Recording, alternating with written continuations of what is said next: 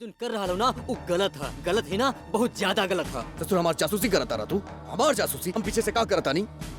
हमार मजाल कहा कि हम आपके जासूसी करें, और जासूसी करे के कोनो जरूरत भी ना है। सारा मोहल्ला में चर्चा है कि आप का कर रहा हो का ना। सब जानत है कि आप रोज नौटंकी देखे खातिर जात हो और लड़की के अपन गाड़ी से घुमावत हो।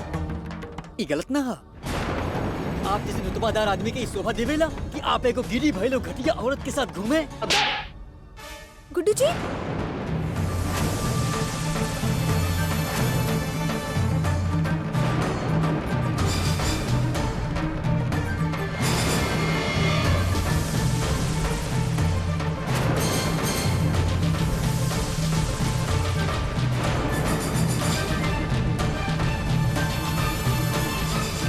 गुड्डू जी सब कहा? तू बताई बुक्का भाई सब। हमार गुस्सा कुकन भैया पे काहे निकाल रहा है आप? सजा देवे क्या ना आपके? धमके दी। जकरा जब सजा देवे के बाद तब दे। अभी जकरा मिले के रहे मिल गई। इतना कठोर कैसे हो गए नहीं आप? सबके सजा दी, लेकिन खुद के काहे दे रहा है आप? कुकन भैया हर सुख दुख में आपके साथ रहल, उनकरा साथ काहे कर रहा है ऐसा आप? एक बार खातिर हम मान भी ले कि कुकन भैया गलत कहले हैं, लेकिन है तो आपके आपन ही ना वो। और आप ही सब केकरा खातिर करल हैं? वो लड़की खातिर जिकरा जानल 2 दिन महीना भइला आपके, वो नौटंकी वाले की। चुप रहो, बकवास बंद करा। अपन नौटंकी वाली का पता बता रहा ओकरा बारे में? जकरा चीज की जानकारी नहीं की ओकरा बारे में मत बोला करा। और ये भी बकवास करत रहे तब से। बाजारू बड़ी घटिया बाड़ी, का पता बाइक रखे? हमार दोस्त बाड़ी और ओकरा हम बहुत पहले से जाने ली, जिकरा नाम बा नीलू। और जितना करीबी बाना उतना करीब ऊ भी पड़ी। काम करेली, धंधा ना करेली, समझ ले।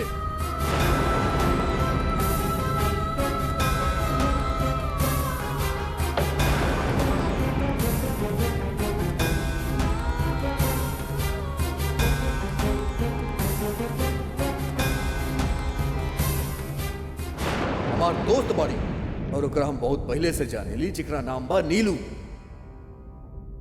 1 2 3 4 ता थई यई दिन ता थई यई दिन ता थई यई दिन ता थई यई दिन ता थई यई दिन ता थई यई दिन।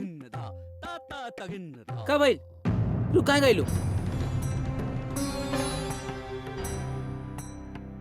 कुछ ना, कुछ ठीक ना लग रहा बा मास्टर जी। कुछ तो गलत हो रहा बा। अरे सब छोड़ा, बहम भा चला रिहर्सल करा। अभी कोनो रिहर्सल ना।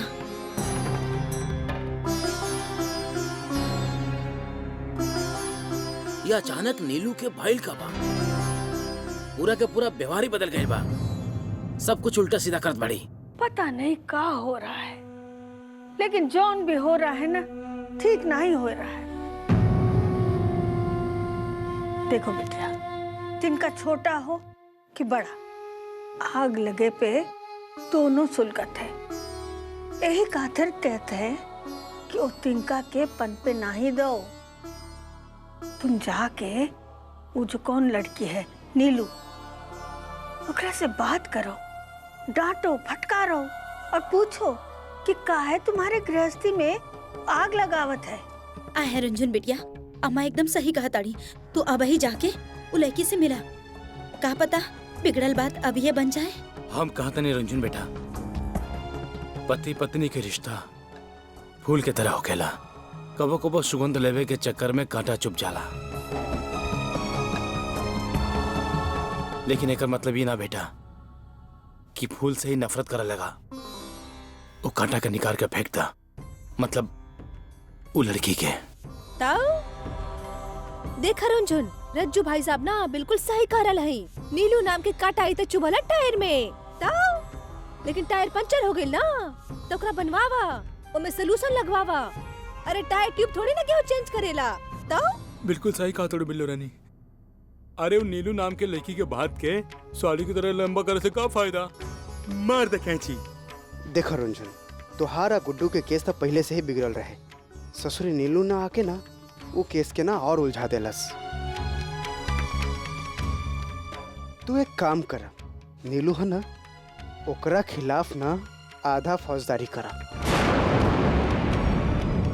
आधा फौजदारी ना समझ लो ना, अरे लड़ाई ना करे क्या है, सिर्फ जबान से फौजदारी करे क्या, समझ लो। अबे साले विष्णु पाड़े साले अदालती दिमाग अपन अदालत के ना भाषण एजा बंद करा। अबे रुंझुन हम तारा के बताव तनी का करे के बा। वो नीलू पिलू का ना बा, जाके ना मुंह में ला दुलाट मर दुलाट बस फिसक जाइए साली। ओ से भी काम ना चली ना तो चीर डाला ससुरी के। हाँ फिर होश ठिकाना आ जाई। ना रही बांस और ना बजी बांसुरी। कैसे बजी बांसुरी आऊगा? हट कलसन की काली मुर्रा भैंस, जब बोलबो साला सिंग मार के बोलबो। एकरा काहे सिखावत रो रे? रुंझुन बेटा तू एकर बात पर ध्यान मत दे, हाँ? एकर सलाह मत माना। देखा तू लड़ा लेकिन सिर्फ बात से, लात से ना, हाँ? समझ लू तो हर बात बन जाए। भाभी बात करे आपके जाए के ही पड़ी। गुड्डू भैया के बहके से बचावे के ही पड़ी भाभी। और ये काम कोनो दूसर ना कर सकेला। काम अगर कर सकेला के हो तो आप हैं, आप ही कर सकते हैं भाभी। आपके हिम्मत से काम लेवे के पड़ी, लड़े के पड़ी। अब एकर खातिर चाहे जौन कुछ हो जाए, आपके जाए के नीलू से बात करे के ही पड़ी भाभी। भाभी ना तो भैया कहूँ ना कुकन भैया, गुड्डू जी ऐसा कुछ ना करी है। हमसे गुस्सा जरूर है लेकिन हमके कभी चोट ना पहुंचा सकत है। वो कोनो ऐसा काम ना करी है जिससे उनकर और हमार रिश्ता के बीच। भाभी हम समझते हैं कि भैया कबो ऐसा गलत काम ना कर सकेले। कुक्कन बिल्कुल सही कहा था बिटिया, तुमका जाए का पड़ी। हम तो कहते हैं कि अब ही जाओ। अरे रुंझुन बिटिया अभी चल जा, का पता अभी चल जाइबू तो बात बन जाई, नाता सब बिगड़ जाए। ताऊ देखा रंजन, बड़ा एक्सीडेंट से बचे खातिर ना छोटा एक्सीडेंट के चोट के ठीक करे के पड़ेला। देखा रुंझुन हमार बात माना, तो के आपन दलील तब पेश करे के ही पड़ी, तभी ये बात बनी। अबे हाँ देखा हीरोइन, अपन हक खातिर तो लड़े के पड़ेला। हाँ कहो तो हथियार लेके हम साथ चली। चलो चल हम। अरे चलो बैठो ना ससुरी। ए कलसन वाली शांति से बैठो, जब देखो तब लड़े का तैयार रहो। रुंझुन बिटिया ज्यादा सोचो नहीं, तुम जाओ जाके बात करो। अरे बिटिया ओका बताओ आपन और गुड्डू के रिश्ते के बारे में। ठीक है अब गुड्डू, अरे काबिल आवा।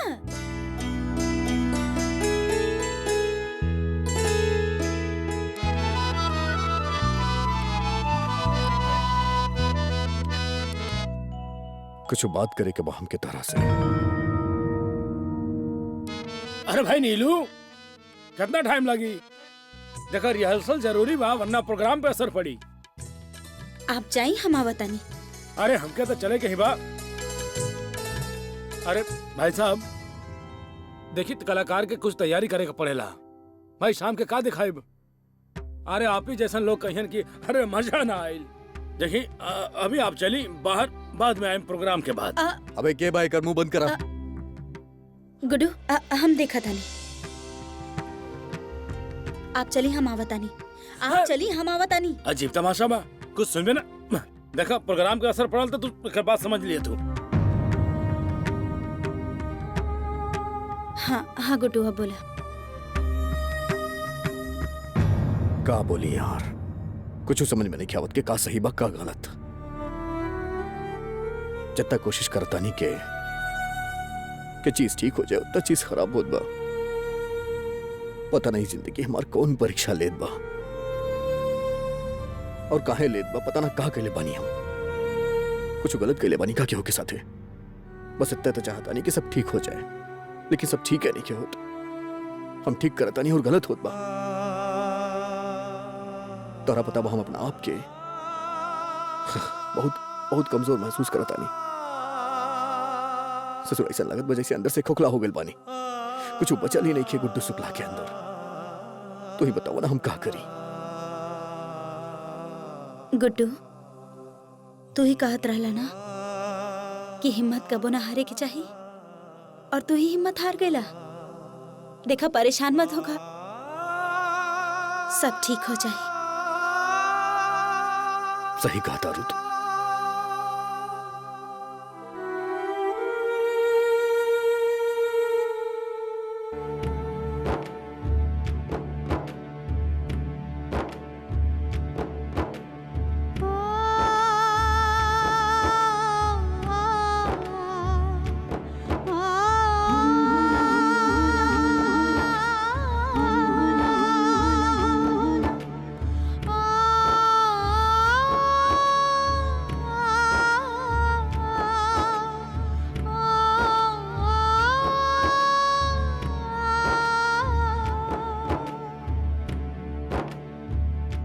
भाभी, हमके पता है कि आपके वहाँ चलल अच्छा न लागी, लेकिन चले के तो पड़ी ही।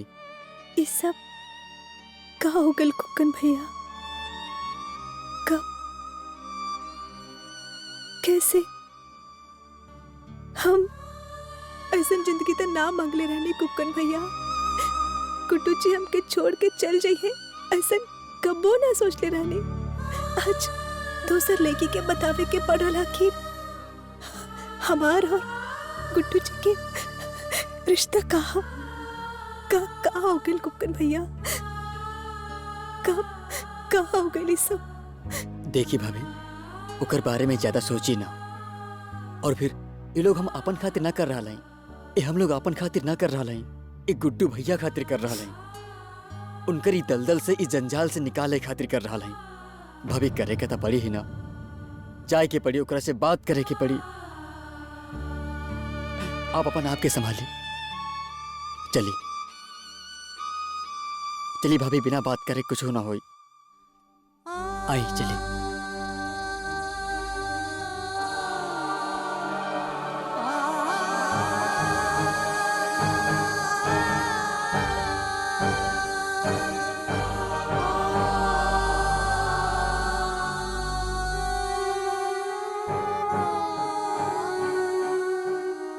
ए जबो, नीम के छाल कहाँ चल जा रहल बा? हाँ? दिखाई ना देता गुड्डू सुतल बा? दिखाई दे रहा कि गुड्डू भैया सो रहल बाड़े। उनका जगावे ना जाते, उनका पास जाके बैठब। और हाँ, तोहरा से ज्यादा हमके पता है कि उनकर देखभाल कैसे करे क्या। आपन नाच गाना पर ध्यान द, हमार बात में पड़े के जरूरत ना है। तुम ज्यादा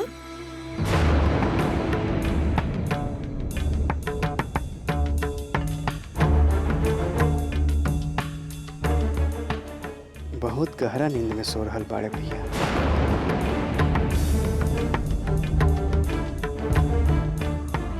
अरे नीलू, अबे कितना टाइम लगा था? जल्दी चला। हम आवता नहीं, आप चली। जल्दी चला। मास्टर साहब, 5 मिनट। अच्छा, तोहरे दोस्त गुड्डू का का भइल बा? लागत है बिना आत्मा के शरीर लिए घूम रहल बा। इतना दुखी काहे रहेला? अरे आप चली, हम आवता नहीं हूँ। कुछ ना घर गृहस्थी के कुछ परेशानी चल रहा बा। अभी सब ठीक बा, अभी सुतल बा। आप चली, हम आवता नहीं। जल्दी। हाँ हाँ हाँ। कैसन बाड़ी हो लड़की, गुड्डू जैसन मस्त मौला इंसान के ऐसन बना देली। हम तो गुड्डू के ये हालत में देखा कबो सोचले बिना रहनी। कहाँ हूँ गुड्डू, जेकरा के हम जानत रहनी, जौन सीना चौड़ा करके चलत रहे। और कहाँ ही गुड्डू जौन हमरा सामने ए तरह टूट के बिखर गए। जे भी कैलाश नहीं सब, ओकर हिम्मत के तो दाद देवे के पड़ी, मिले के तो पड़ी रुंझुन शुक्ला से।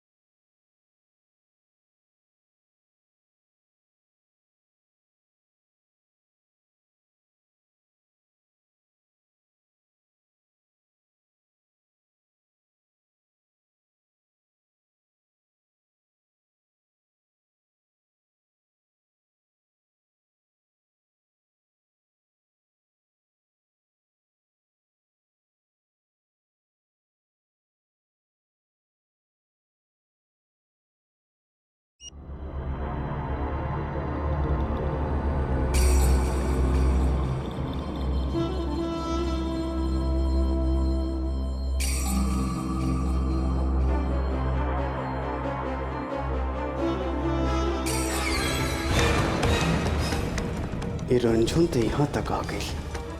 अगर गुड्डू के पता चल जाए कि रुनझुन नाम के वस्तु यहाँ है, तो हमके लागेला कि यहाँ के कोनो भी वस्तु सही सलामत ना रही। चला झब्बू मियाँ, दिखा दा अपन कमाल।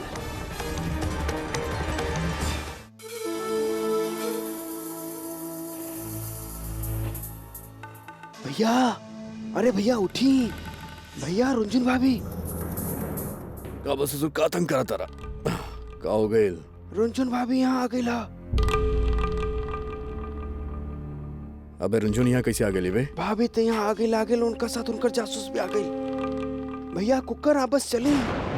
भैया देखिए आयल हा कि कहीं आप गलत तो ना करा ले। उनका ऐसे लगेला कि वो यहाँ रही तो आप गलत ना कर पाई।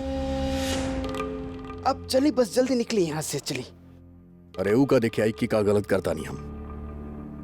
अरे हमार जौन मन करी हम करब, हम केहू के गुलाम नहीं खींच ससुर। ओ झब्बू मियाँ, आग लगा के दूर हट जा। अब देखो कैसे फटेला ये बम पटाखा।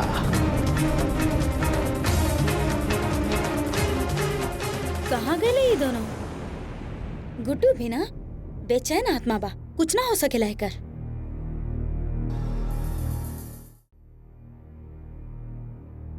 भैया वो डांसर है ना नीलू, वो कहाँ मिली?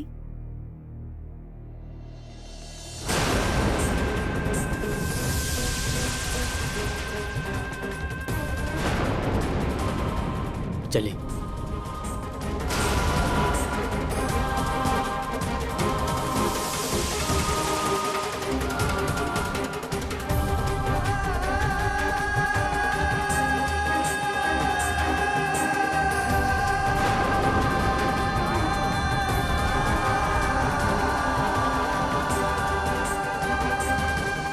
अरे कटार ही नहीं, मक्खन भी आइल बा। मक्खन नया मसाला हा, नजर हा फिसल गई।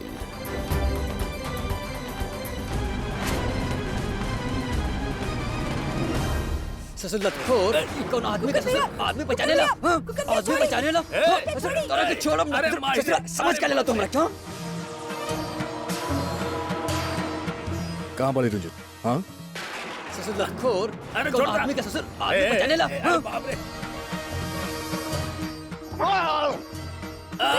ससुर समझ के लेला तुमरा क्यों? कुकर भैया छोड़ी। कुकर का हो गइल? काहे मारा तारे एक रखे? भाभी के शरण ससुर आई। ससुर तोर इतना हिम्मत कि तू गुड्डू शुक्ला के धर्म पत्नी के छल पे तोरा के जान से मार दे। ना छोड़ा बेटा के। चल छोड़ी।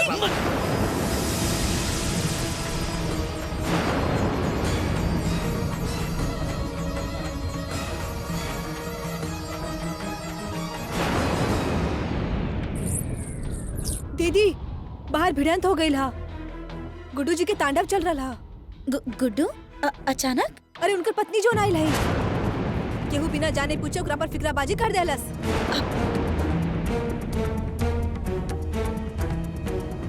ससुर जान से मार दे तोरा के। का हो गइल? तमाशा होता, भागिया से। हट हट। और का जरूरत है तोरा यहाँ आवे के? चलो हमरा साथे। हटा, अरे हटा। कहाँ बा? कहाँ बड़ी गुड्डू के पत्नी? तो ढूंढ ली ना। इकरा के तो हम अरे नीलू,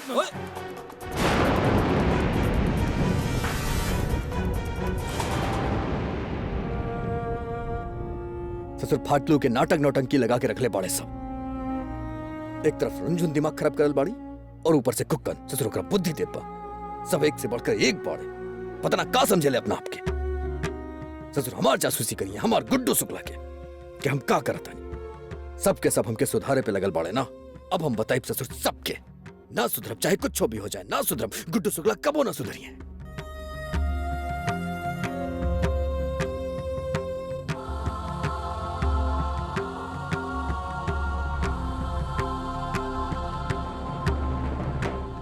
जेकरा से हमार कोनो वास्ता ना होखेला ओकर बात के तो कोनो फर्क ही ना पड़ेला। गुड्डू इतना शिकायत था ओकरे से होखेला जेकरा से प्यार होखेला। इतना चाहेला रुंझुन के ते काहे गुस्सा करेला? तारा के काहे ओकर हर कदम पे इतना परेशानी होखेला? लौट जाना ओकरा पास। ना लौट सकेली।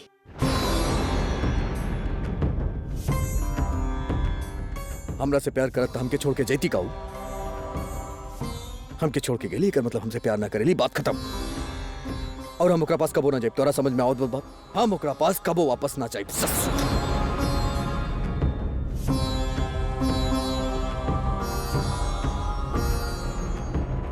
मिले के ही पड़ी रुंझुन से।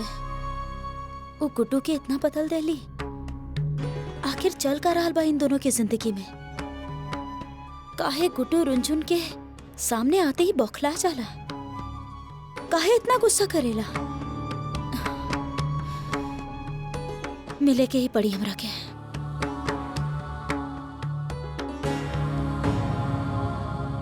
अम्मा इतना काहे चिढ़ गल है गुड्डू जी कि हमार कोनो बात सुने खातिर तैयार नहीं के? मानी हमरा से गलती भइल हा, लेकिन का हम इतना बड़ गलती कर देनी हा कि हमके ओकर ऐसा सजा दे रहल है गुड्डू जी? का करी अम्मा, का करी? अम्मा जगुआ उनकर दिमाग में ऐसा ऊट पटांग चीज भर देले हा क्यों केहू के बारे में कुछ सुनत ही नहीं के, और नीलू के बारे में तो बिल्कुल ही ना। हम कहा था नहीं गुड्डू पहले से ऐसा रहे और शादी के बाद हमार रुंझुन ओकरा के आदमी बना दे हलस। वैसे भी जोना फूल में सुगंध ना होखेला ओकरा से इतर कबो बने ना सकेला। रज्जू भैया बुरा बन के हमार बिल्लो लानी की रिक्शा ना रहल, जेवर ना रहल, और यहाँ तक के हमार दुकान भी ना रहल, तो का गुड्डू पे भी कृपा बनल रही का? और बिल्लो रानी बिल्कुल सही कहत रही कि नौटंकी वाला नीलू ना मरला के बाद एकरा के केहू ना पूछी। अरे ओकर तंबू पे उखाड़े वाला केहू ना होखी, देख लिया। अब देखा वो जो नीलू है ना, वो गुड्डू के अपन रूप के जादू में उलझा के भगा देला सा। ता देखी मंटू जी, सती सावित्री तो सत्यवान के यमराज के फांसे से लेके आवा था। जरा देखी ता जीत जाई हमार रुंझुन। अरे निकाल ली हमार रुंझुन गुड्डू जी के वो नीलू के रूप के जाल से। आय हाय रुंझुन बिटिया, अरे हम तो कहा तानी ना इस सब कैल धैलू झबुआ के बा। अरे पता ना कौन सा नक्षत्र में छुछुंदर पैदा ले रहे और कौन सा महापुरुष की पैदाइश पाऊ जिधर जाला ना सबके जिंदगी बर्बाद करेला। लेकिन तू घबरावा मत बिटिया, इ नीलू नाम के पाप के घड़ा बाना वो भर चुकल बा, बहुत जल्दी फूट जाई, तू देख लिहा। अबे हीरोइन, अबे हमार बाप कलसन के ग्राम प्रधान ना हमरा के हमेशा कहत रहले कि जिंदगी में सही से ना चलबू ना तो नरक में जइबू। हम तो कहता नहीं कि नीलू पिलू जौन बिया ना उ नरक में जरूर सड़ी। हाँ का ठीक हो जाई मामी, केकरा मालूम हो हम जे चाहनी उ त ना भइल, लेकिन जेकर कल्पना भी न कैले रानी वो हो गई। अब तो बस ऐसा लग रहा कि एक बार उलेकी से मिलनी जो हमार गुड्डू जी पे इतना बदलाव ला देला सा।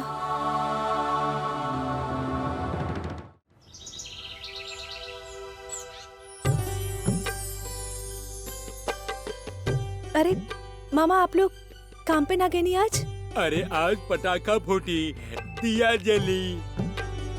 अरे आज दिवाली है, दिवाली मतलब हमार छुट्टी है। हाँ रोज के झंझट में ना मामा हम भूल ही गए कि आज दिवाली है। हम आप लोग खातिर हलवा बनावत हैं। ये लो बिटिया, हम बना के ले आए हलवा। अरे अम्मा खुश रहो खुश रहो। अरे बस बस बस खुश रहो सब खुश रहो, जियो जियो। अरे रे तुम सब लोग इतना संस्कारी हो गए हो, हमका तो डर लागत है। का है ना भेड़िया का खाल में सियार का बोली खतरनाक होता है ना, तो भी भगवान तुम लोगन का ऐसा ही सद्बुद्धि दे और तुम लोग फलो फूलो तो तुम्हारी मान प्रतिष्ठा फिर से वापस मिल जाए। चल अपन अपन काम कर। ये लो बिटिया रखो तो। चलो निकाल। हाँ अम्मा तू हमार कितना ख्याल रखेलू, लेकिन अम्मा गुड्डू जी ना घर में अकेले हुई हैं। काहे ना हम लोग घर चल के दिवाली मनाई, देख भी लेब की का कहता हो तू। कुकन भैया आप भी चली ना, गुड्डू जी से मिलके आ जाएं। ना भाभी, ये हमसे ना हो। और गिला शिकवा हमके उनकरा से ना है, उनकरा हमरा से है। और सबसे बड़ नाराजगी तो उनकरा आप से है। तो सबसे पहले भाभी उनकरा आप से नाराजगी दूर कर लेवे के चाहिए। आप तो माफी भी मांग ले रहनी, माफ कहनी हूँ ना आवे देनी घर पे। तो जब उनकर बात समझ में ना आ रहा था, हम भी ना करब, हम ना मिलब भाभी।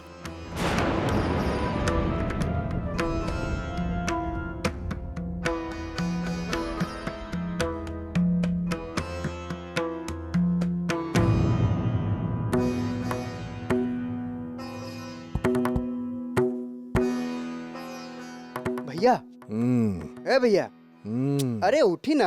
अबे का बात सुते देना बे। अरे देखी तो हम काले क्या नहीं देखी तो उठी ना। का लेके आयल बड़े? मिठाई ली। का है, का हो गेल बे? आज दिवाली जे है, इली हैप्पी दिवाली। तोरा के भी बहुत बहुत मुबारक। भैया भाभी की याद आ रहा ना। लक्ष्मी पूजा के दिन अगर घर की लक्ष्मी ही घर पर ना हो तो कुछ अच्छा ना लागेला। बोल ले जितना बोले कि रहे। हम कहनी तो रखे कि हमके भाभी की याद आवत बा। बोलनी का हम फिर ये सब बात मत कहिल करा हमरा सामने। हम तैयार हो जाते नहीं।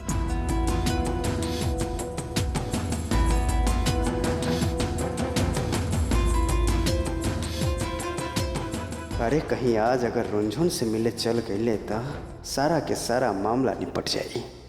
कुछ न कुछ तो चक्कर चलावे के पड़ी। एक काम करत है, गुड्डू के नीलू के पास ले चलत है।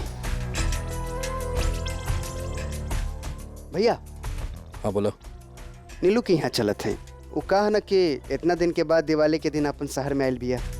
चल के ओकरा बधाई दे के आवत है। अच्छा, तारा बड़ा चिंता होत बा ओकरा बधाई देवे के? अरे वो कहा न कि आपके हाँ, इतना बोला। पुरान दोस्त है, इतना दिन बाद शहर में आयल बिया था, आपके भी तो कुछ फर्ज बनेला ना, जाके ओकरा दिवाली के शुभकामना दी। हमार फर्ज तू हमके मत समझावा, हम अच्छे से जाने ली, समझ ले। तोहफा फतारा के चाहिए था, तू बतावा, तू अपन तुल्लू मसीदा करा। अरे भैया हमके कुछो न चाहिए। जेकरा पास आप जैसन दोस्त हो, आप जैसन यार हो, ओकरा का चाहिए। सही बा, एक काम करा जा, ओकरा खातिर लेला एगो मिठाई का डब्बा ले। अभी लेके आवत है। आज हमार पहला दिवाली बा शादी के बाद, और तू हमरा साथे नहीं खो।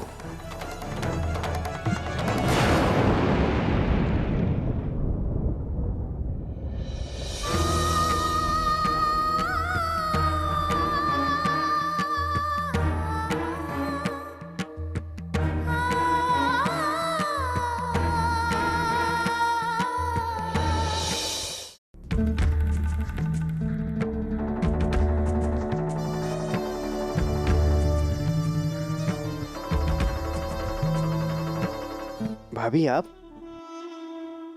यहाँ का कर रहे हैं? अंदर आई ना। हम अम्मा के इंतजार कर रहे हैं। भाभी भैया आजकल कुछ ठीक ना कर रहा बाड़े। भैया आजकल कुछ ज्यादा ही नीलू पर मेहरबान हो रहा बाड़े। और देखी खामखा हमके दौरा दे ले, बोले जाओ नीलू खातिर 5 किलो मिठाई और साड़ी लेके आओ। ये सब करते हमके बिल्कुल अच्छा न लग रहा है। बहुत दर्द हो रहा है हमके। भाभी वक्त रहत सब कुछ संभाल ली। ऐसा न हो कि आपके हाथ से वक्त भी निकल जाए और भैया भी।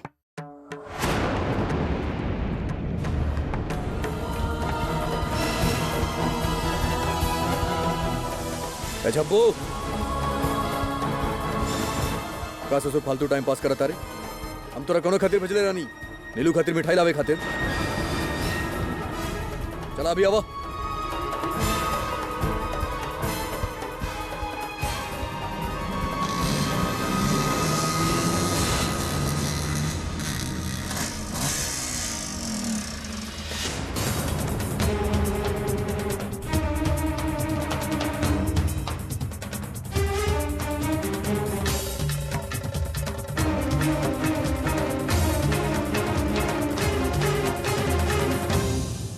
दिवाली मुबारक होके गुड्डू जी।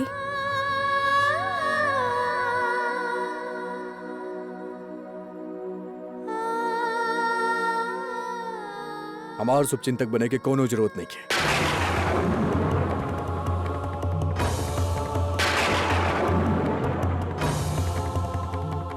दिवाली मुबारक हो गए।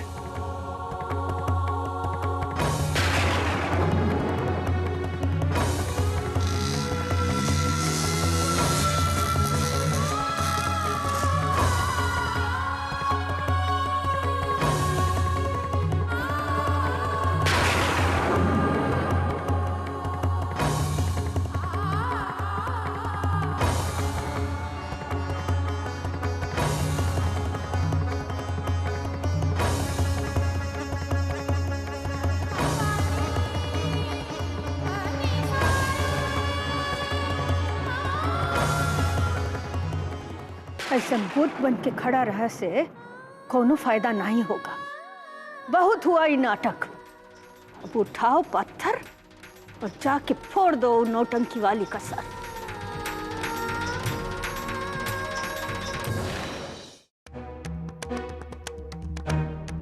अंदर से निकाला सब सामान, सारा सामान यही जा पड़ल बा। आज आखिरी दिन हा, शाम के नौटंकी बा, फिर चले के बा यहाँ से। जल्दी करा। अरे नीलू तू, नीलू आज त्योहार के दिन बा, खुशी के मौका बा। और कुछ ना मैनेजर साहब, यहाँ से जाए के दिल ही ना कर रहल बा। बहुत बेचैनी लग रहल बा। अगर हम गलत नहीं खींचता तो के प्यार हो गइल बा शायद गुड्डू से।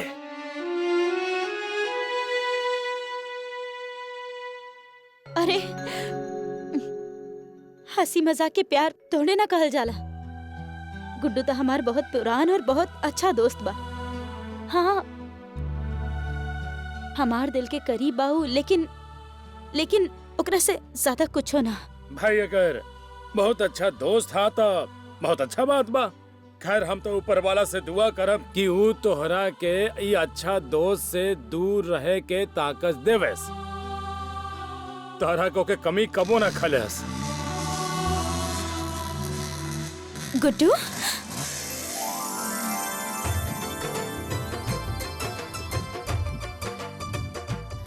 इला तोहरा खातिर लेके आयल बानी। दिवाली के बहुत बहुत शुभकामना तोहरा के। तोहरा के भी। तोहार सारा मनोकामना पूरा होके। तोहार भी। काबल सब ठीक तबा? तोहार मुंह काहे लटकल बा? गुड्डू आज तंबू मुंह खाड़ा तारे सब ठीक तबा ना? का हो गेल? वो आज आखिरी दिन बा हमनी के। जा रहल बानी हमनी कल से। का बात बा? अब तो उनके बतावल भी जरूरी ना समझ लूं।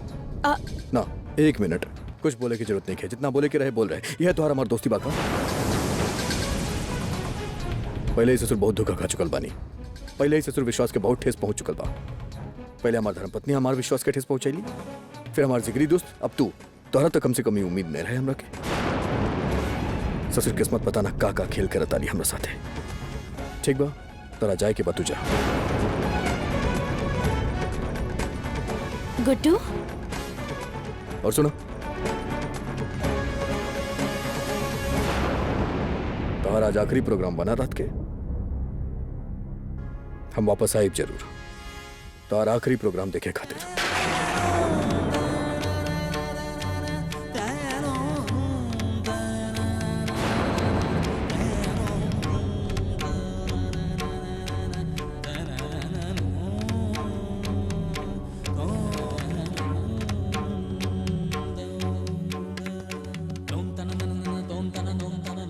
ना जाए हम गुड्डू तारा की हालत में छोड़ के, और रुंझुन से जरूर मिला।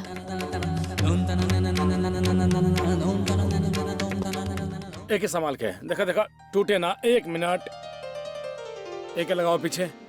मैनेजर साहब, हाँ। आप शाम के प्रोग्राम की तैयारी करी। हम आवतानी 1 घंटा में।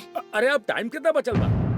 हमरा के पता बा, बहुत जरूरी काम बा, केहू से मिले के बा। हम आवतानी। अरे हम आ जाए, आप चिंता मत करी।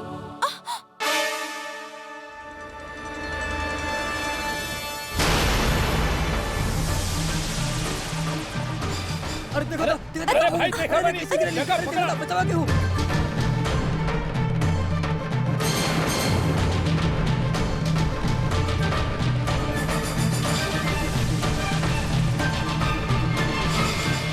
तोके चोट त ना आई? ना आप ठीक तबानी ना?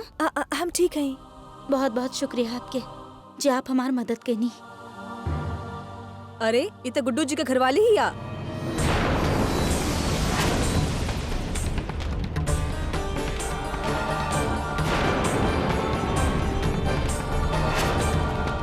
हाँ कल रात यह तायल रही जनकर वजह से बाहर सारा बवाल भइल रहे।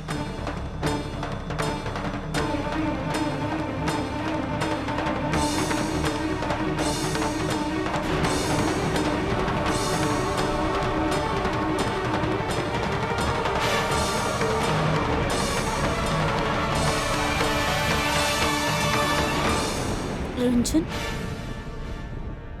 नीलू हाँ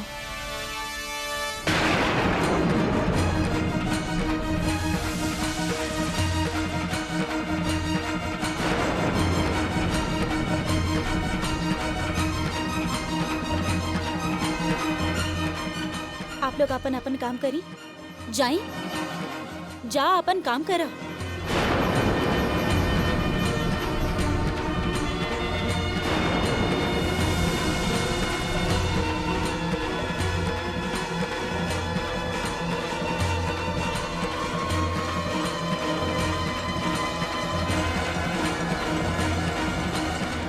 ऐसे का देख रहा हो और काहे कर रहा हो ये सब हमारे गुड्डू जी के साथ? तू तो उनकर दोस्त पाड़ू ना, तो उनकरा समझा ना सकेलू, शराब पीवे से उनकरा रोक ना सकेलू। तू गलत समझ। हमके कोनो सफाई ना सुने क्या? अगर आज गुड्डू जी ई हालत में है, शराब और नौटंकी के पीछे भाग रहा है, तो ओकर जिम्मेदार तू हो। काहे उनकरा इतना गिरा देवे के चाहत हो कि होश अबे पर उनकरा खुद पे शर्म आए? ऐसा करके तोके का मिली? तोके ये सब करे क्या ना, तो जाके केहू और के साथ करा। बस बहुत बोल ले लू तू, अब और ना। हाँ नौटंकी वाला बानी हमनी, लेकिन एकर मतलब ही ना कि हम अपन इज्जत बेच देनी। कलाकार बानी और कलाकार के इज्जत करल सीखा। गुड्डू के हम ना बुलावे नहीं हजा पर, गुड्डू खुद आवेला है पर। दारू पी के आवेला चाहे लेके आवेला, हम कोनो दारू के ठेका ना खोल के रखनी जन ओकरा के पिलाई।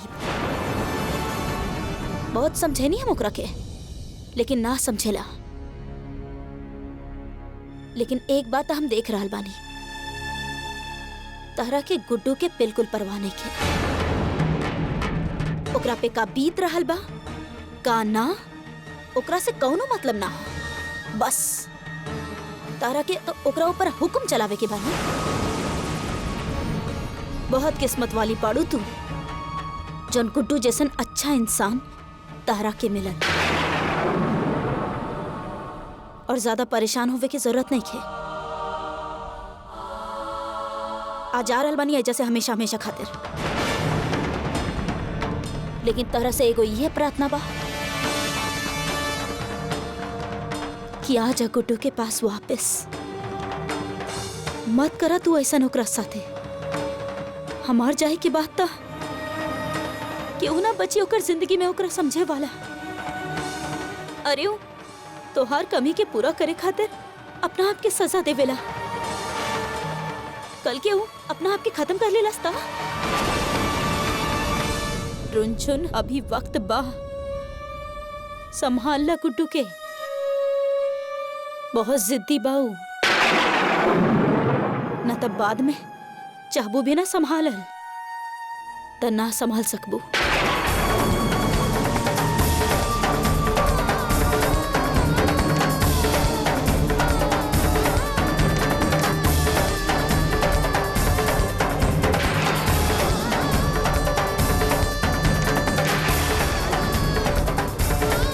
समझ में ना आ रहा है एकरा अच्छा कहे कि बुरा? ई गुड्डू जी के सचमुच खुश देखे के चाहत हा या एमे कोनो एकर चाल हा?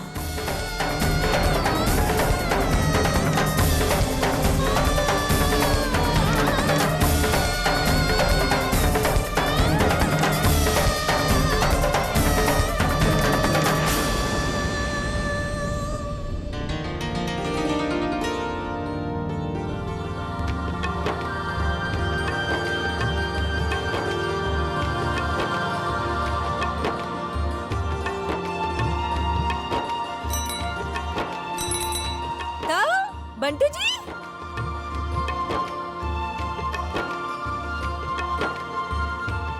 अरे हिया काहे जला रहल हो? अरे हम चल जाए। अरे रुको ता। आज बहुत बिक्री भइल बा, सचमुच अपन दिवाली हो गइल बा। क्या बात कर रहे हैं बंटू जी? सब साड़ी बिक गइल। बंटू जी, अरे चलिए जल्दी से चलिए।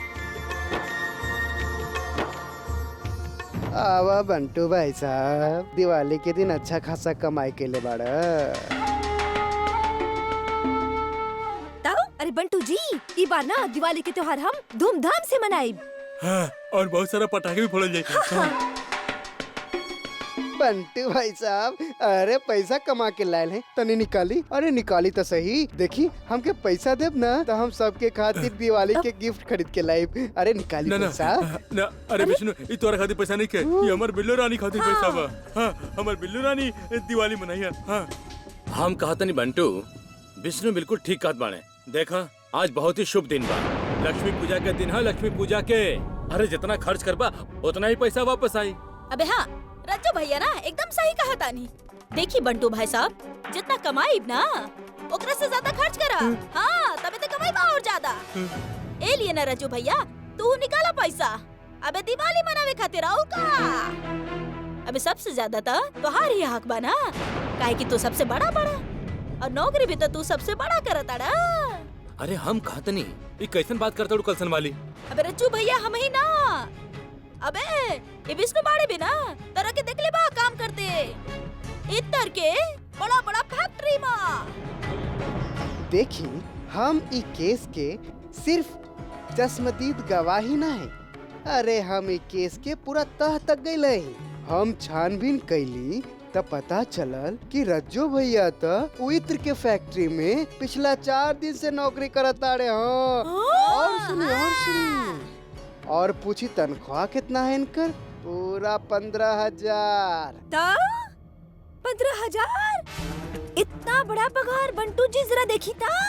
का रज्जू भाई साहब, अरे काहे छुपाई नहीं हमसे? हाँ? अरे ये सब मन घड़ंत बात बा, बिल्कुल झूठ बा, 100% झूठ नहीं, 110% सत्य है। समझनी?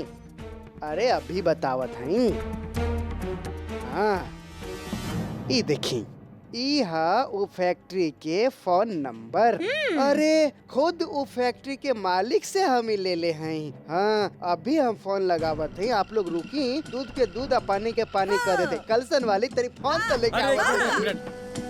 अरे हम कहते नहीं, ये फोन लगाओ के कोनो जरूरत नहीं है।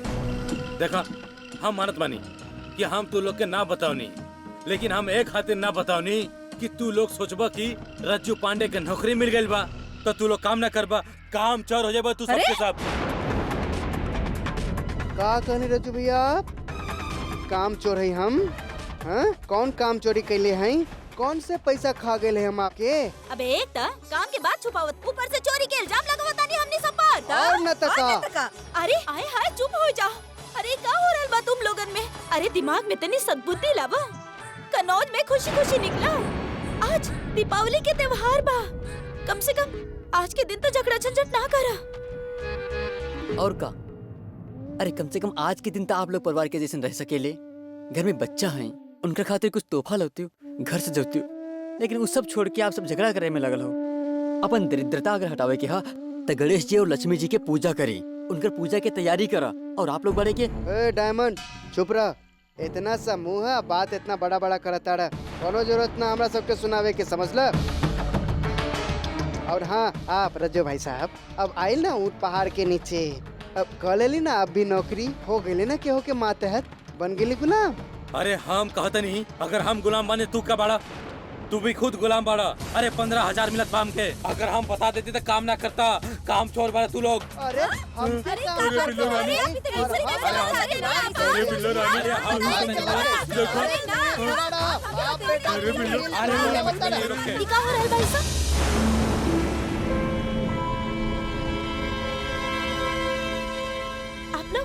आप लोग का कर रहल बानी सब? इतना हंगामा काहे मचा रहल बानी घर में? अगर आपके इतना ही बा, इतना झगड़ा करे के बा, तो ऐसा करी कि आप लोग यहाँ से चल जाइए, निकलिए एजा से।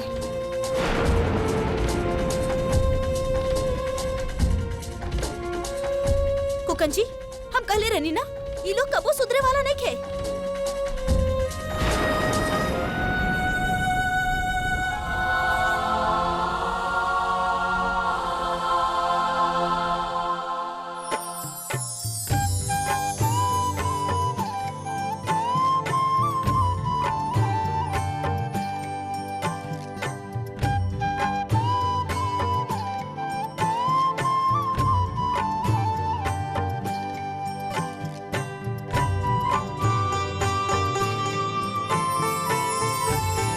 हे लक्ष्मी मैया, धन दौलत कुछ नहीं चाहते हम अपन के खातिर, बस हमरे रुंझुन और गुड्डू का एक कर दो।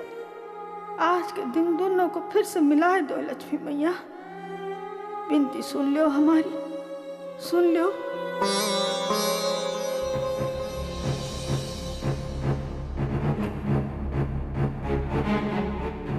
गुड्डू के हम ना बुलावे नहीं है जा पर, गुड्डू खुद आवेला है जा पर। बहुत किस्मत वाली बाड़ू तू, जौन गुड्डू जैसन अच्छा इंसान तहरा के मिल गई। मत करा तू ऐसा ओकरा साथे। अरे तो हर कमी के पूरा करे खातिर अपना हाथ की सजा देवेला। कल के हूँ अपना हाथ के खत्म कर लेलस ता।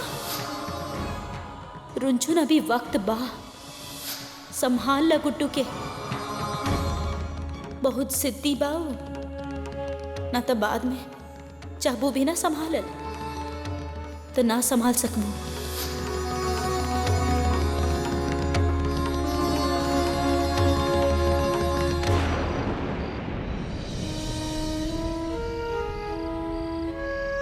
रुंझुन,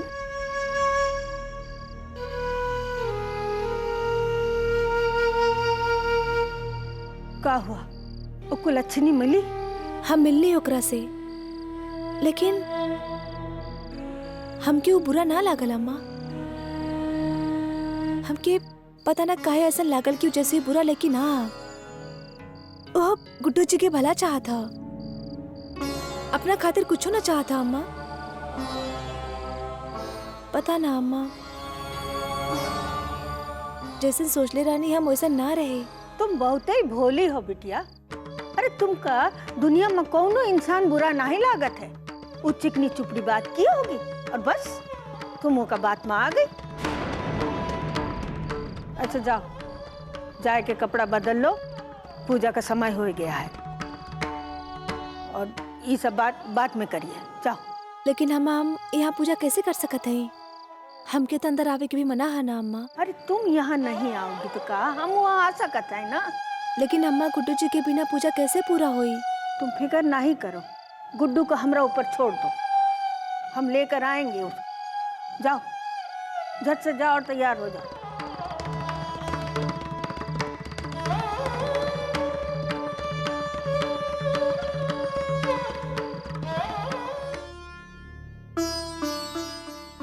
ससुर हमार केहू अपन नहीं के, सब चल गईले। ससुर सब के सब हमके छोड़ के चल गईले। केहू हमरा से प्यार ना करेला। ए जब्बू, एक काम कर, तू भी चल जाओ। चल जा, हमके छोड़ के हमके कोनो फर्क ना पड़ेला, जिकरा जाए के बजाए। कैसन बात करता नहीं भैया आप? लागत आपके हमरा पर विश्वास ना। हम आपके छोड़कर कहीं ना जाए। आपके साथ जियब और आपके साथ ही मरब, चाहे कुछ हो जाए। सही बा, केहू तो बा कम से कम।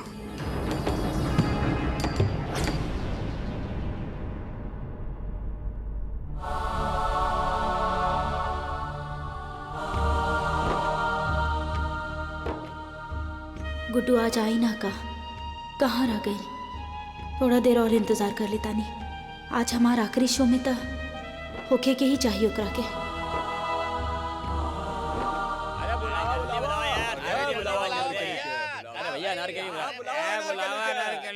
जल्दी बुलाओ। अरे कहाँ है नारकली?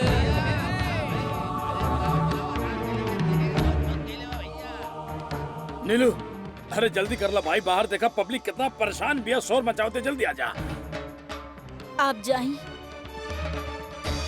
हम ना आए।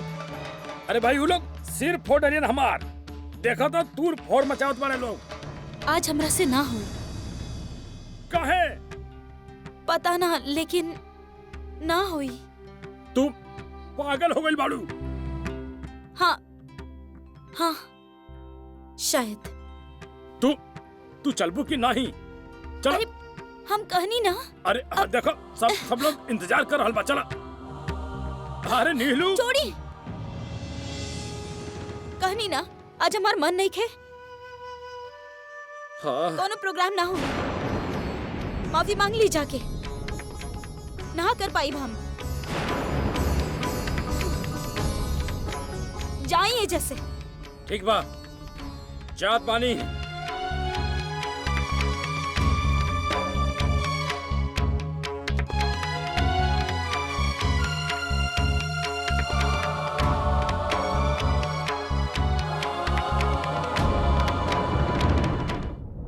ससुर बहुत प्यार करेली रंजन से, ना जी पाई बोकरा बिना। ससुर ना जी पाई बोकरा बिना। छपू मियाँ, नीलू के जाते सब गुन गोबर हो जाई। कैसे भी करके नीलू के रोके के पड़ी, ना तो हमार खेल खत्म।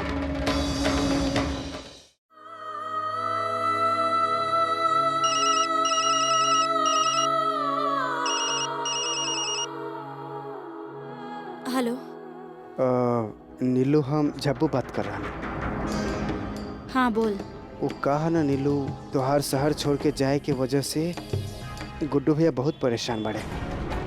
वो यहाँ दारू के अड्डा पे दारू पियल जात बाड़े। तो जल्दी से यहाँ आ जा। हाँ, कहाँ पर? रूपक सिनेमा के सामने जो दारू के अड्डा है वहाँ पर बैठल बाड़े। हम अभी आवता नहीं।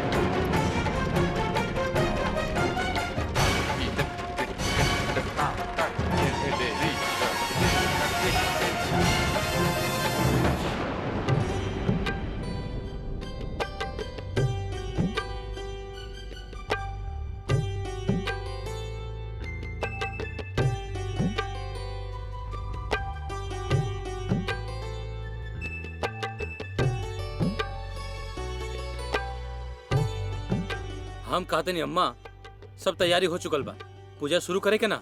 आपके क्या इंतजार बा? अरे रज्जू पांडे, गुड्डू नहीं आया है तो पूजा कैसे शुरू हुई है? अम्मा, हमके ना लागत है इंतजार करे से कोनो फायदा है। गुड्डू जो ना आई है तो पूजा शुरू करा। नहीं बिटिया, गुड्डू आई है के आए का पड़ी। बहुत हो गया नाटक।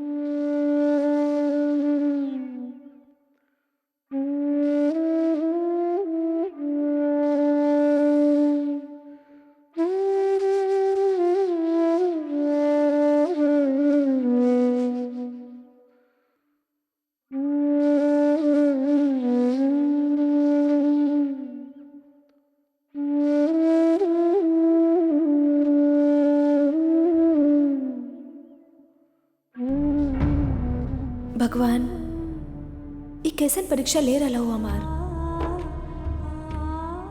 आज दीपावली के शुभ दिन तक कम से कम गुड्डू जी के घर पे होवे के चाहिए ना।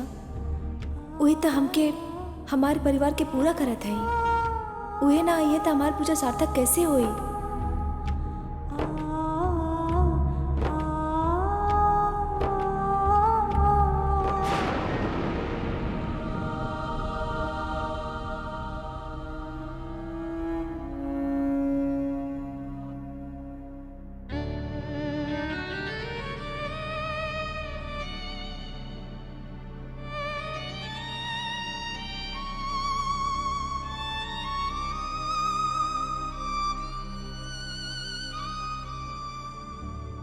तो आ गई नीलू। जब मियाँ अब गुड्डू के अपन मोहब्बत के साथ अकेला छोड़ के यहाँ से सटकला और देखा जा गुड्डू रुंझुन के प्रेम कहानी के त्रिकोण कैसे बनता।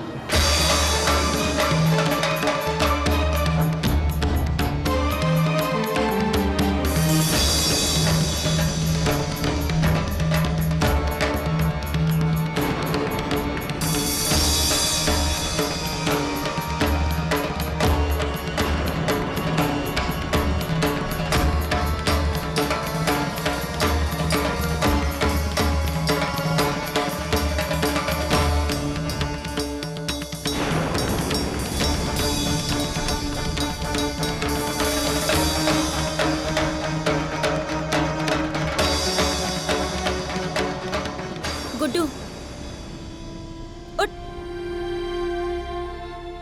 मरा गुड्डू चलो घर चला। एक सेकंड तू तो जाए वाले रहू, तू यहाँ कैसे आ गेलू? हाँ हाँ लेकिन तू बुलेला ना यही से। अच्छा चला अब घर चला। अरे रुका तो सही, हम कब बुलानी तोहरा के? हम कब बुलानी? हम ना बुलानी तोहरा के। गुड्डू इतना पीबा ना तो ऐसे नहीं होई। चला चला उठा घर चला। अच्छा ठीक बात, अब हम एक काम करता नहीं, पहले तोहरा के तारा घर छोड़ दी, ओकरा बाद हम अपना घर जाए। हमरा के कहाँ छोड़बा? हमार सारा लोग चल गए। हम कह देले बानी कि हम बाद में दोसर बस पकड़ के आवतानी। पहले हम तारा के घर छोड़ा फिर हम बस पकड़ के वापस जाए। चला चला उठा। एक मिनट सब चल गए मतलब तू रह गईलू तो रात भर कहाँ रहबू? हाँ उ सब हम बाद में बात करब, अभी चला घर। तो एक काम करा, तू हमरा साथे हमरा घर चला, रात के वैसे रुक जाई। कैसन बात कर रहल बड़ा? हम तोरा घर कैसे जा सकेनी? अगर तू हमरा साथे चलबू तब हम यहाँ से हिलब ना तो ना हिलब, सोच ला। देखा गुड्डू जिद मत करा और चल हम तारा के पहले घर छोड़ता नहीं फिर हम चल जाए। हम फैसला कर लेनी, तू हमरा साथे चला तारू। चला चला चला आवा हम तू आवा चला चला चला।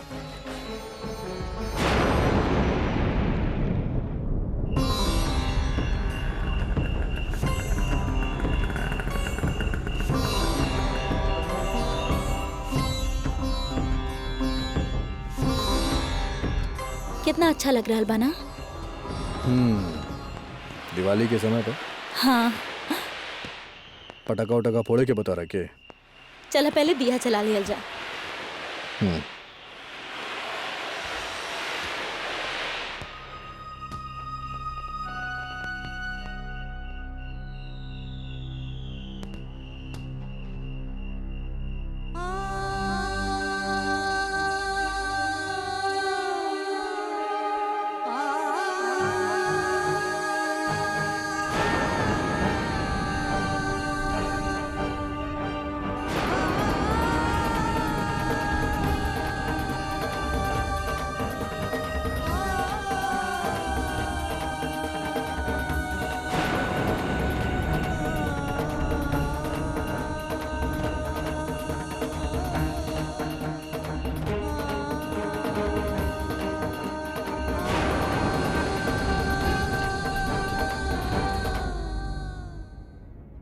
तो रुका, हम रंगोली लेके आवता नहीं अंदर से।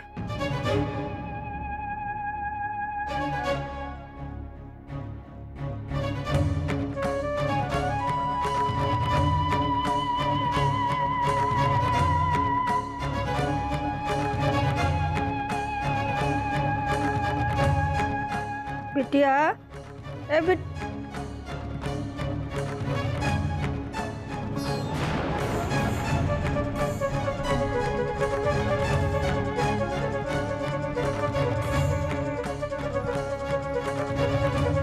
रुंझुन, क्या ये वही लड़की है?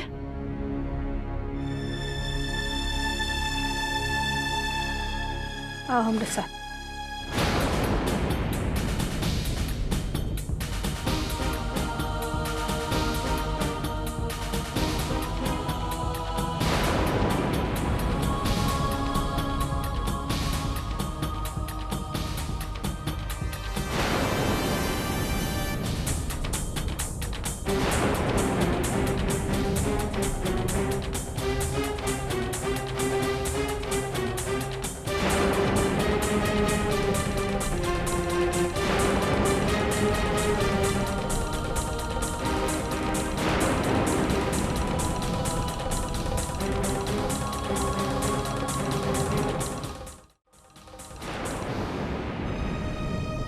का करत हो यहाँ? हाँ? आप हम?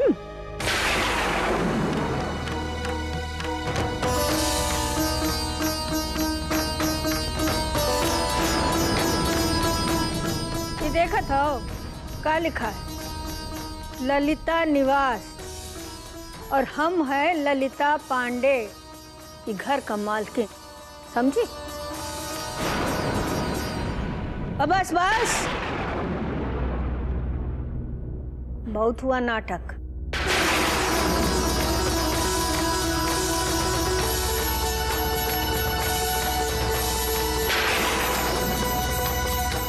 तू कौन है रे? हाँ? नीलू, गुड्डू के दोस्त। अच्छा, गुड्डू की दोस्त। अरे हम जानत है तुम कौन हो। तुम तो घास का गंज में तीली लगावे का काम करत हो, समझी? ना अम्मा जी, आप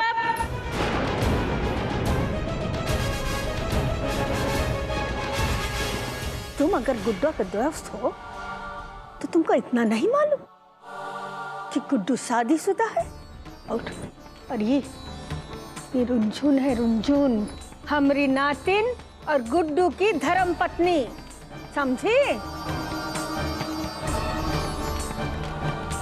और तुम जो करत रही ना, ये गृहस्थी में पति पत्नी का हक होता है कि वो मिल के दीपावली का दिया जलाए।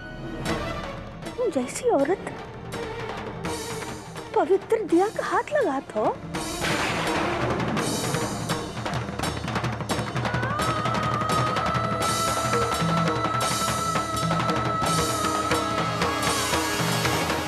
अम्मा जी, गुड्डू हमरा के यहाँ लेके आयल रहे।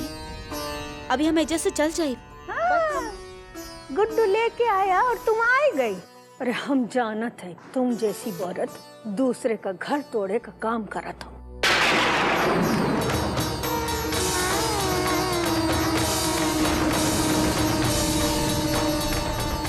ए लड़की, हम तुमको कह दे, कान खोल के सुन लो, चुपचाप यहाँ से निकल लो। और कभी भी ये गली में दिखाए ना, तो हम तुम्हारा टांग तोड़ देंगे, समझी?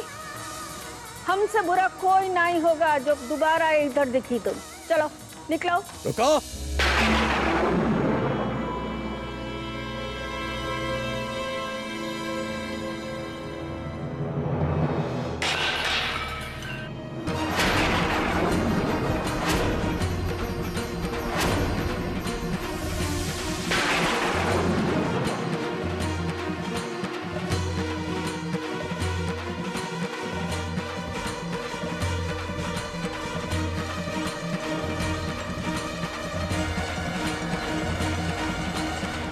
हमार घर बा ससुर गुड्डू शुक्ला के, और यहाँ हम फैसला करब की के रही और के जाई।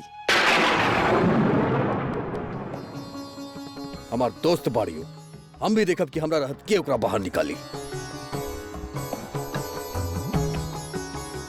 वाह रे करामाती झप्पू मियाँ, सफल रहल नीलू के आइल। राख बनावे के ह तो कुछो न कुछ तो जलावे के ही पड़ेला। माचिस गुड्डू, तीली नीलू और घिसे वाला हम, और लागी आग रुंझुन के जिंदगी में, जैसे हमार जिंदगी में वो आग लगेले रहना। अब पता चली एकर मरहम।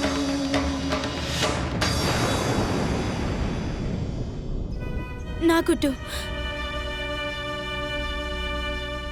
अब हमरा के ऐसे से जाए के चाहिए। वैसे भी बहुत देर हो गई बा, दिवाली भी हो गई और बहुत देर भी हो रहा बा। हमरा के जाए के चाहिए जैसे। तू ना जाइबू, बस तो हमार दोस्त बड़ू ऐसे कैसे चल जाइबू? ना ना गुड्डू,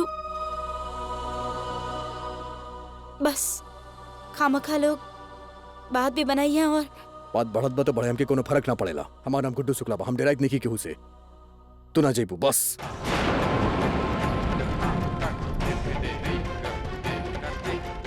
जब्बू, अबे क्या करता रे बे? हाँ? पीछा खाओ के रिक्शे के पीछे। यार बम पटाखा जलावल जाए। आ जाओ, आ जाओ।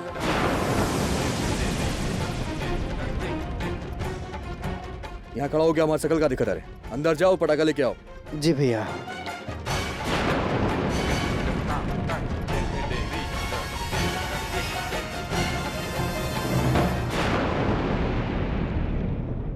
हम कहा था नहीं इतिहास कर दलस गुड्डू। अरे पांडे निवास के खासे का बना दलस। है पांडे जी। अरे इस सब के जड़ ना ऊ झबुआ और नीलू बाड़ी। अम्मा एकदम ठीक करा तानी। ता बंटू जी, हम पहले से ही कहत रहनी ना, ये जो गुड्डू शुक्ला ना चरित्रहीन हा। सही कहा था बिल्लो रानी, दिखा दलस ना अपन औकात। ता साला गुंडा गुडुआ आ गए ना अपन जात पे वापस। ले आइल ना धंधा वाली के घर में, पांडे निवास में काका करी साला। इली भैया पटाखा।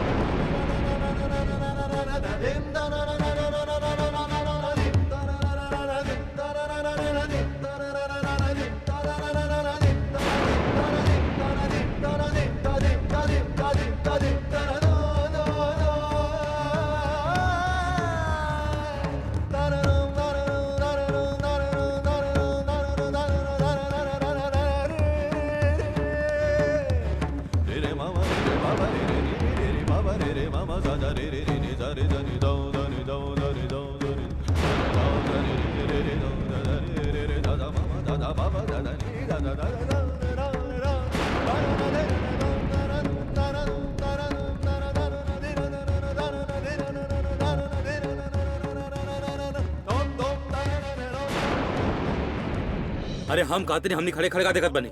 चलो नीचे चले के चला चला।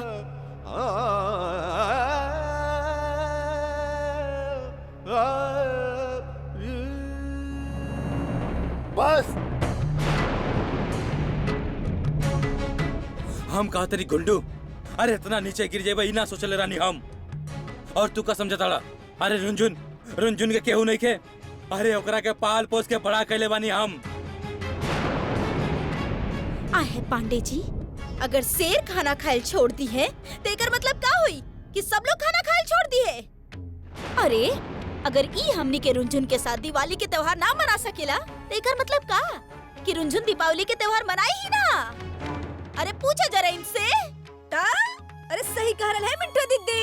अरे गुड्डू शुक्ला को ना आग है का, जे ना रही तो पटाखा ना फूटी। हाँ सही कहा बिल्लो रानी। गुड्डू अगर तू पटाखा जला सकेले ना तो रुंझुन भी पटाखा जला सकेली। हाँ अबे का समझेला गुड्डू? हाँ खाली अकेले तू ही पटाखा फोड़बा। आज ना हमार हीरोइन हमरे साथ बम पटाखा फोड़ी।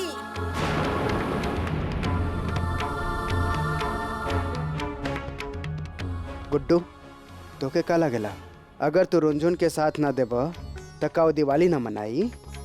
यहाँ ओकर मामा जिंदा है अभी, वो दिवाली भी मनाई और खुशी से भी मनाई। समझ ल तू? जकरा जैसे दिवाली मनावे के बा मनाए, हमके कोनो फर्क ना पड़ेला। समझ में आवत बा? डायमंड जा पटाखा लेके आओ जा। हाँ जा जा डायमंड। देखा ये और तोहार सामने देखा कैसे दिवाली मनावत है हम लोग। और रुंझुन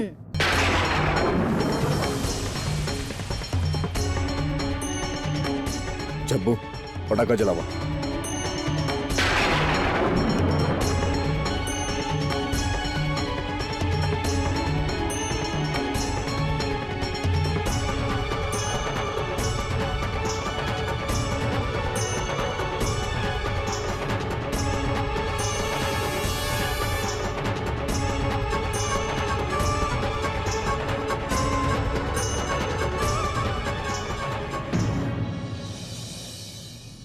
अरे देखा ई देखा हमू मना रहे हैं। अबे हाँ देखा। हम मना रहे हैं दिवाली। जलावा पटाखा। हाँ, देखा जला हाँ, रहे बिल्लो हैं। रानी।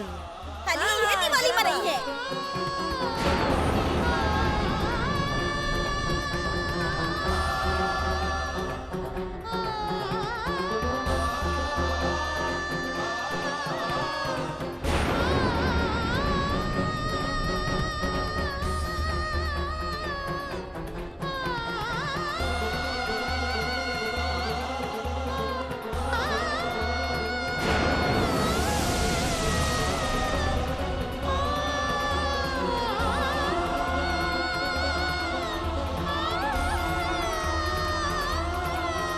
निकलो, निकलो यहाँ से।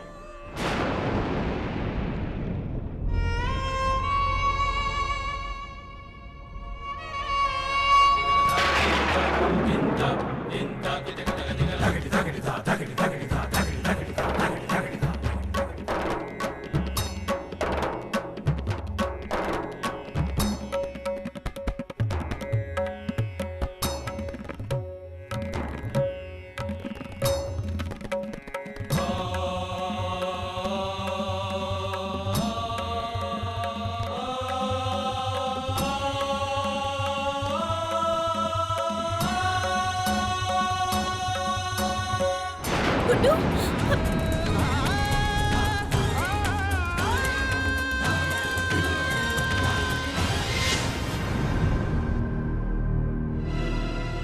गुड्डू ये सब का बा? का हो रहल भाई सब? तू आपन ही घर वाले लोग के साथ ये तरह के बात काहे कर रहल बड़ा? का गलत कहले वो लोग? जेकरा बारे में कुछ पता ना होखे ओकरा ये तरह घर में देखिए तो केहू के भी मन में हजार तरह के सवाल उठी। और वो अम्मा पाड़ी, उनकर ही घर बा, उनकर हक बनेला एतराज करे के। अम्मा नहीं की, नानी बाड़ी। हाँ नानी बाड़ी, बाकी हम भी रुंझुन और नानी की जगह रहती ना तो शायद हम भी ऐसने करती। गुड्डू तू समझ काहे ना रहेला? हम रात भर के मेहमान बानी, कल सुबह चल जाए। बाकी तारा के अपन परिवार वाला लोग के साथ ही रहे के बा। काहे छोट छोट बात पर उनकर दिल दुखा रहल बड़ा। हम बिल्कुल सही करता नहीं, कोनो गलत ना करता नहीं। तू अगर हमरा जगह होती तो तोहरा समझ में आवत बात की हम बिल्कुल सही करता नहीं। और का कुछ ना कहनी हम रंजन खातिर ससुर अपना आप के बदल देनी। अच्छा बुरा दिन रात कुछ ना सोचनी ओकरा बारे में, लेकिन हमके ना बर्दाश्त होखेला होकर गलत लोग के साथ रहल। ना बर्दाश्त होखेला। गुड्डू बहुत हो गई। बहुत हो गई? अभी तक कुछ शुरू ही ना भइल। और सुना, हम तोरा सुनावता नहीं, समझावता नहीं। ससुर मामा मामी खातिर हमके छोड़ के चल गई। ऐसे लोग खातिर जे हमार सपना जला देले, हमार खून पसीना की कमाई हमार घर जला देले, हम वो लोग खातिर करी कबो ना करब। तब गुड्डू ए में रुंझुन के का गलती बा? रुंझुन के का गलती बा? हाँ कब बात बा? ससुर रुंझुन के का गलती बा? ससुर सारा गलती हमार बा। हम धोखा देनी जैसे होका मामा मामी के साथ देवे के मतलब बा कि ओकरा हमार दुख दर्द से कौनो लेवे देवे के नहीं। हमके धोखा देली हूँ, हर हालत में धोखा देली हूँ। तोरा का लगेला हम गलत करता नहीं का? देखा गुड, हम रुंझुन के इतना ना जाने नहीं, लेकिन हमरा की ये बात मालूम बा कि रुंझुन तोरा के धोखा ना दे रहल बाड़ी। हम खुद ओकर आँख में तोरा खातिर प्यार देख ले बानी। वो तोरा के दुखी ना देख सकेली। हाँ हमरा के लाकेला की जौन कुछ भी हो रहल बा ओमे कहीं ना कहीं रुंझुन के मजबूरी रहल होखी। और तू बाड़ा की। एक मिनट, मास्टर जी के फोन बा। हाँ मास्टर जी। हाँ हाँ हाँ किशनगंज। हाँ मास्टर जी हम सुबह पहुंच जाए। हाँ ठीक बा। गुड्डू मास्टर जी के फोन रहे वो सुबह किशनगंज आवे खातिर पहले। हम तोरा छोड़ देव किशनगंज सवेरे सवेरे। हाँ तो ठीक है ना भैया, आप सुबह नीलू के किशनगंज छोड़ आए।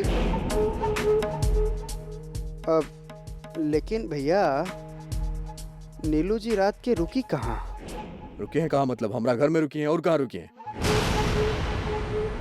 तो ठीक है, बाकी के बवाल भी आप ही झेलो। काहे कि हमके ये बात अच्छा से पता है कि रुंझुन भाभी के नीलू जी के यहाँ रहल बिल्कुल भी पसंद ना आई।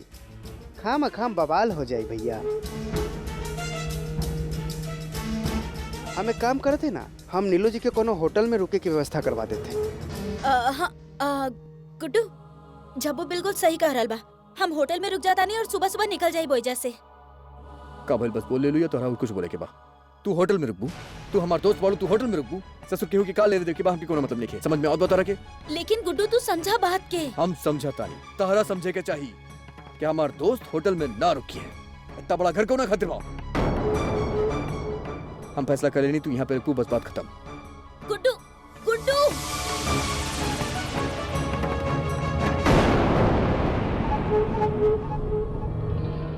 नीलू हमके लगा था कि तोके गुड्डू भैया के बात मान लेवे के चाहिए और जाए के फैसला छोड़ देवे के चाहिए।